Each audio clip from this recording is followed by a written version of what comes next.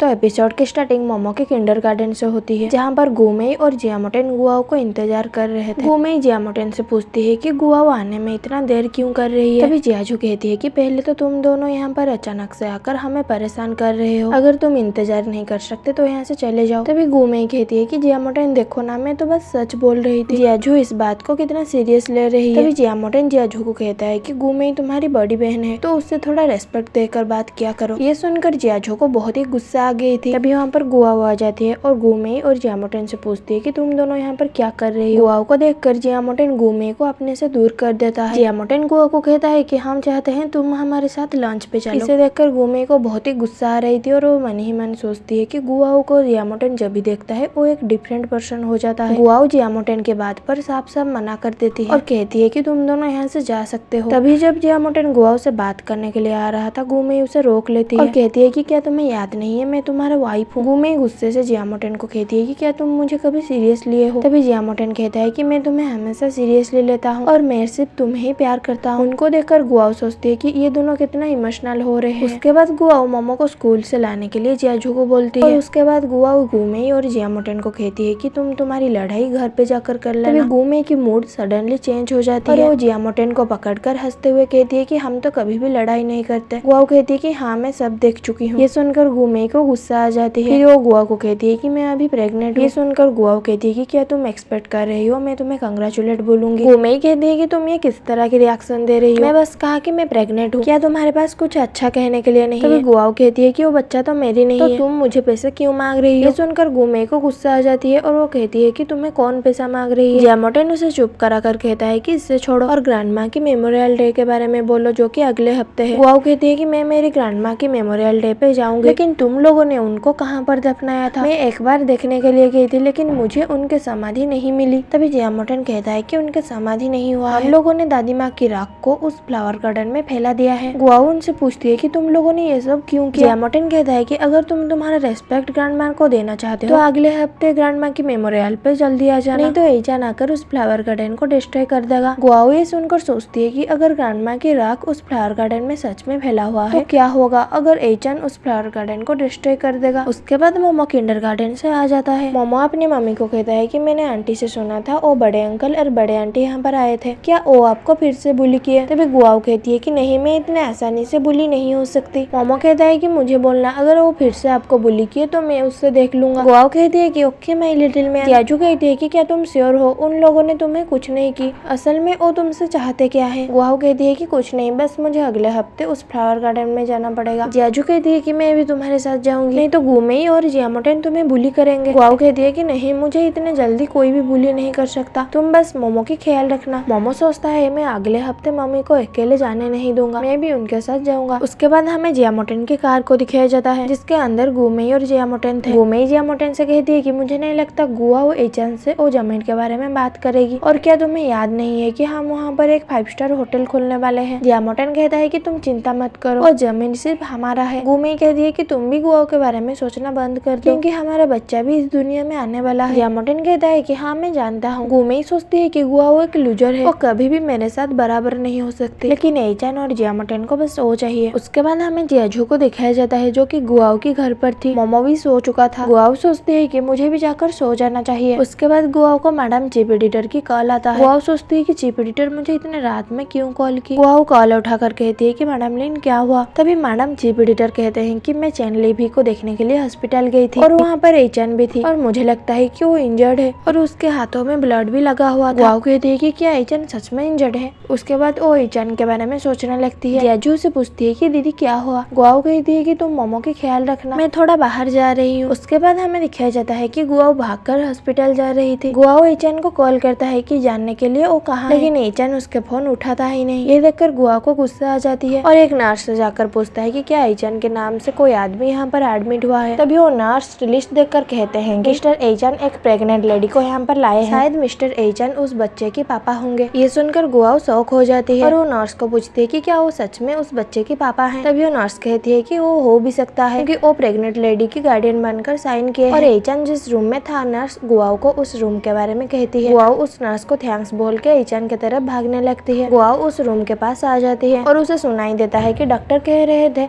वहाँ पर एक बच्चा पैदा हुआ है जो कि एक लड़का है और वो फेंग एचान को कांग्रेचुलेट करता है। डॉक्टर एचान को कहते हैं कि ये बच्चा तो बिल्कुल आपकी तरह दिख रहा है। एचान कहता है कि क्या सच में? तभी उसके सेक्रेटरी बोलता है कि आपकी ब्लड से है तो आपकी तरह ही दिखेगा। ये सुनकर गुआओ को यकीन आ जाती है कि ये बच्चा एचान की है। गुआओ रोते हुए सोचती है कि अब मैं समझी एचान मुझसे क्यों ब्रेकअप किया, वो बस मेरे साथ खेल रहा था। उसके बाद गुआओ वहाँ से भाग जाती है। जब गुआओ वहाँ पर खड़ी थी तभी सेक्रेटरी उसे देख लिया था, लेकिन वो श्योर नहीं था कि वो गुआओ है या और कोई। एचान सेक्रेटरी को पूछता है कि क्या हुआ। सेक्रेटरी कहता है कि कुछ नहीं। सेक्रेटरी सोचता है कि मैं शायद गलत देख लिया था, भला मिस गुआओ यहाँ पर क्यों आएंगे। जिस लड़की को एचान हॉस्पिटल लेकर आया था उसका नाम लिमो था। एचान लिमो को कहता है कि तुम्हारा बेबी एकदम हेल्दी है, तुम्हें अब रेस्ट ले लेना चाहिए। लिमो एचान को भैया बोलती है और थैंक्स कहती है। एचान कहता है कि ये तो मेरा फर्ज था क्योंकि तुम मेरी बहन हो। मैं किसी असिस्टेंट को बोल देती हूँ तुम्हारा ख्याल रखने के लिए, मुझे अब जाना चाहिए। लिमो कहती है कि तो ठीक है। बाहर आकर एचान अपने फोन चेक करता है तो देखता है कि वहाँ पर गुआओ की बहुत ही मिस कॉल थी, इसीलिए वो गुआओ को कॉल बैक करता है, लेकिन गुआओ उसके फोन को काट देती है। ये देखकर एचान को बहुत ही गुस्सा आ जाती है और वो गुआओ को बार बार कॉल करने लगता है। जब गुआओ अपने फोन चेक करता है देखता है कि एचान उसको 99+ कॉल किया था। ये देखकर गुआओ सोचती है कि क्या एचान पागल हो गया है। तभी एचान गुआओ को फिर से कॉल करता है। गुआओ कॉल उठाकर कहती है कि क्या तुम पागल हो गए हो, मुझे इतने बार क्यों कॉल कर रही हो। एचान कहता है कि तो तुम मेरी कॉल क्यों काट रही हो। गुआओ कहती है कि मैं तुम्हारा कॉल क्यों उठाऊंगी। एचान कहता है कि तुम मेरे साथ इतना र्यूड से क्यों बात कर रही हो, पहले तो तुम कॉल की थी। गुआओ कहती है कि मैं तुम्हें गलती से कॉल लगा दी थी और फिर से मुझे कॉल करने के लिए कोशिश भी मत करना। ये सुनकर एचान का दिल टूट जाता है और वो गुस्से से कहता है कि इस लड़की के साथ क्या हो गई है। पीछे से सेक्रेटरी उसे शांत करवाने के लिए कोशिश करता है। गुआओ सोचती है कि वो एचान को कभी भी परेशान नहीं करेगी क्योंकि एचान तो अब से किसी और के साथ खुश है। उसके बाद हमें अगली सुबह का सीन दिखाया जाता है जहाँ पर गुआओ फ्लावर फील्ड में जाने के लिए रेडी हो गई थी। वो जियाजू को बोलती है कि मोमो की ख्याल रखना, मैं जल्दी ही लौट आऊंगी। जियाजू कहती है कि वहाँ पर जियामोटेन और गुमेई दोनों साथ में होंगे, क्या तुम अकेले वहाँ पर जाना ठीक होगा, मुझे भी तुम्हारे साथ जाने दो। गुआओ सोचती है कि मुझे नहीं लगता वो दोनों मेरे साथ कुछ करेंगे, तो मैं अभी जा रही हूँ। उसके बाद हमें टैक्सी का सीन दिखाया जाता है जहाँ पर गुआओ जियामोटेन और गुमेई के बारे में सोच रही थी क्योंकि गुआओ को उन दोनों की इंटेंशन बहुत बुरी लग रही थी। तभी पीछे से मोमो निकल कर गुआओ को मम्मी बोलता है। ये सुनकर गुआओ डर जाती है और उसे पूछती है कि तुम यहाँ क्या कर रही हो। मोमो कहता है कि मुझे आपके बहुत फिक्र हो रही थी। गुआओ कहती है कि ये किस तरह की एक्सक्यूज है, मेरे सामने क्यूट बनने की कोशिश मत करो। मोमो कहता है कि मैं मेरे ग्रेट ग्रैंडमा से मिलना चाहता हूँ और मैं श्योर हूँ वो भी मुझे देखकर खुश होंगे। तभी टैक्सी आकर फ्लावर फील्ड पे पहुंच जाता है। गुआओ टैक्सी वाला को उसके पैसे देकर मोमो को डांटने लगती है। गुआओ कहती है कि तुम मेरे साथ जा सकते हो लेकिन हर वक्त तुम्हारे साथ ही रहोगे। मोमो बहुत अच्छा बनकर कहता है कि मैं बहुत ही अच्छे से पेश आऊंगा और उसके शैतान दिमाग में सोचता है कि अगर वो आंटी आपको बुली करेंगे तो मैं उसे नहीं छोड़ूंगा। उस जगह को देखकर गुआओ को अपनी पास्ट के बारे में याद आ जाती है जहाँ पर जियामोटो ने उसे प्रपोज किया था और वो उसी जगह पर ही प्रेग्नेंट हुई थी।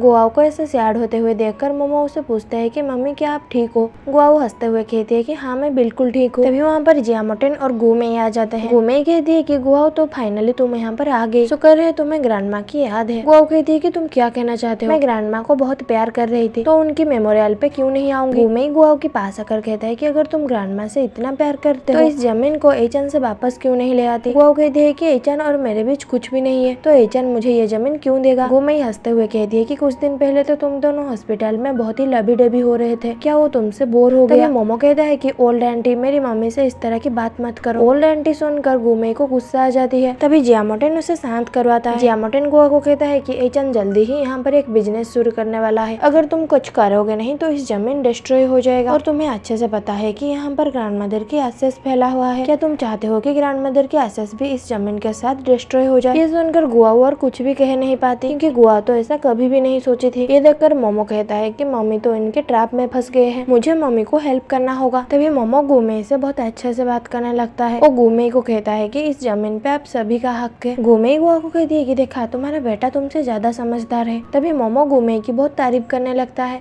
और उसे कहता है कि मुझे ये देखकर अच्छा लग रहा है कि आप ग्रैंडमा के लिए ये सब कर रही हो। ये सुनकर गुमेई तो खुशी से पागल हो जाती है। मोमो कहता है कि अगर हम इस जमीन को वापस ले आएंगे तो आप इस जमीन से क्या करोगे, इस जमीन तो कोई काम की भी नहीं है। तभी गुमेई कहती है कि तुम क्या जानते हो, हम इस जमीन पे एक होटल बना सकते हैं। आखिर मोमो गुमेई की मुंह से सच निकाल देती है। जियामोटेन उसके ऊपर चिल्लाता है कि तुम क्या कह रही हो। गुमेई अपनी मुंह पर हाथ दे देती है। वो कहती है कि ओहो तो तुम इस जमीन पे होटल बनाना चाहते हो। गुमेई मोमो के ऊपर गुस्सा करती है और उसे कहती है कि तुम मुझे फंसा रही हो। मोमो कहता है कि ऑलरेडी तुम बहुत ही स्टूपिड हो। गुस्से से गुमेई मोमो को मारने के लिए अपनी हाथ उठाती है लेकिन गुआओ उसके हाथ को पकड़ लेती है और उसे धक्का दे देती है और कहती है कि मेरी बेटे से दूर रहो। जियामोटेन आकर गुमेई को पीछे से पकड़ लेता है। गुमेई गुआओ गुआओ को कहती है कि तुम मुझे ऐसा कैसे ट्रीट कर सकते हो। जियामोटन कहता है कि गु में गलती से होटल के बारे में बोल दी है, हम भी ग्रैंडमा के लिए ये फ्लावर गार्डन बचाना चाहते हैं। गुआओ कहती है कि मैं जानता हूँ तुम दोनों ग्रैंडमा को कितना प्यार करते हो, मुझे आज तुम्हारा इंटेंशन पता चल गया, तुम सिर्फ इस जमीन पर एक 5 स्टार होटल बनाना चाहते हो। ये सुनकर जियामोटन और कुछ कह नहीं पाता। जाते वक्त गुआओ कहती है कि इस जमीन के बारे में दोबारा सोचना भी मत। उसके बाद गुआओ और मोमो वहाँ से चले जाते हैं। गुमेई जियामोटन से बोलती है कि हम अब क्या करेंगे। जियामोटन गुस्से से कहता है कि ये सिर्फ तुम्हारी वजह से हुआ, हमें फिर से गुआओ के सामने भीख मांगना होगा। उसके बाद हमें एचान को दिखाया जाता है जो कि सोच रहा था कि गुआओ उसे 3 दिन से कॉल नहीं की, गुआओ उसे इग्नोर कर रही है। तभी सेक्रेटरी उस फ्लावर गार्डन के डॉक्यूमेंट्स एचान को लग कर देता है। एचान कहता है कि अभी इस डॉक्यूमेंट को साइड में रखो। सेक्रेटरी कहता है कि हमारा बहुत लॉस हो जाएगा अगर आप इस डॉक्यूमेंट को थोड़ा देख ना ले, क्योंकि उस जमीन पर बिजनेस काम शुरू होने वाला था। एचान कहता है कि मुझे कोई फर्क नहीं पड़ता, गाड़ी रेडी करो, हम गुआओ को ढूंढने के लिए उसके ऑफिस में जाएंगे। उसके बाद एचान गुआओ के ऑफिस में आ जाता है और हमेशा की तरह सब उसे देखकर शॉक हो गए थे, वो इतना हैंडसम जो था। एचान को वहाँ पर देखकर मैडम लिन उनसे पूछते हैं कि आपको यहाँ पर कैसा आना हुआ। मैडम लिन एचान को बिल्कुल ठीक होते हुए देखकर शॉक हो जाते हैं। मैडम लिन एचान से पूछते हैं कि क्या आप इंजर्ड नहीं हो। एचान कहता है कि मैं तो बिल्कुल ठीक हूँ। मैडम लिन कहते हैं कि मैं कुछ दिन पहले आपको हॉस्पिटल में देखी थी और आपके हाथ में ब्लड लगा हुआ था, इसलिए मैं गुआओ को कॉल की थी और वो आपको हॉस्पिटल में देखने के लिए भी गई थी। क्या आप एक दूसरे से मिले नहीं? एचान उसे पूछता है कि क्या गुआओ सच में हॉस्पिटल आई थी। तभी सेक्रेटरी कहता है कि मैंने भी मिस गुआओ को देखा था, लेकिन मुझे लगा मैं गलत देख लिया है। तभी एचान सारी चीजों को सोचने लगता है कि उस दिन वो अपनी बहन को हॉस्पिटल लेकर गई थी क्योंकि वो प्रेग्नेंट थी और ये देखकर गुआओ गलत समझ ली है। एचान मिस लिन से पूछता है कि गुआओ कहाँ पर है। तभी मिस लिन कहते हैं कि वो अपनी ग्रैंडमा की मेमोरियल डे पर गई है, आप थोड़ा उसको कॉल कर दो। एचान जब गुआओ को कॉल करता है उसे पता चलता है कि गुआओ उसे ब्लॉक कर दी है। ये देखकर एचान को बहुत ही गुस्सा आ जाता है और वो सेक्रेटरी को कहता है कि क्या तुम गाड़ी नहीं निकालोगे, हमें अब गुआओ के पास जाना है। उसके बाद हमें गुआओ को दिखाया जाता है जो कि अपनी ग्रैंडमा को रेस्पेक्ट देने के लिए आई थी। मोमो अपनी मम्मी को कहता है कि ग्रैंडमा हमको देखकर जरूर खुश हो रही होंगे।